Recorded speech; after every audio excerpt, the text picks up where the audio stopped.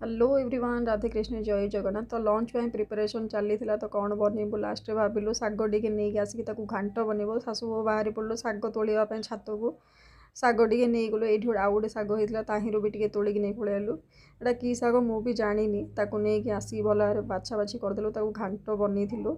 आठ मामूर पुओ टे हसुले तो तार भिड टे बनई खा पी सारिकी शाशु कही मुझे तुम आड़िशा पिठा बनईदेवी तो तुम मैंने किए पाखु भी आसोनी मुझे आसे बनइबी तो मुझे वीडियो ऑन करदेगी पलैली सी तासे ही बनई सब तीन प्रकार पिठा बनई गोटे आड़िशा गोटे सुजी गोटे पिठा बनई आ गए अटा देकी गोटे पिठा बनई तो सी बहुत खुशी होगी बनाऊे तो तुम मैंने खाई पार नो ये किसी बोली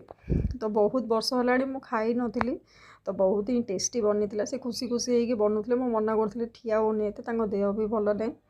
तो से खुशी होगी बनाऊे से मुझे किसी कही पारे जोगड़ा जोगड़ी कर सब भिडियो भल like share comment subscribe bye.